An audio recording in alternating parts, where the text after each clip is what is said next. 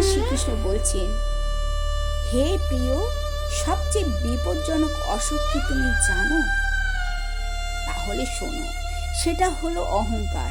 এই অহংকার তোমাকে এত বড় করে তোলে যে তুমি কারোর ভালোবাসা গ্রহণ করতে পারো না, কারোর উপদেশ তুমি নিতেই পারবে না, কারোর ভুল ধরতে পারবে না।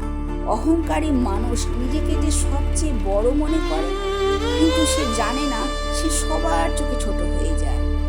যে মানুষ অহংকার ছেড়ে দেয়, সেই মানুষই সত্যিকারে ভগবানের আসনে পূজিত হয়।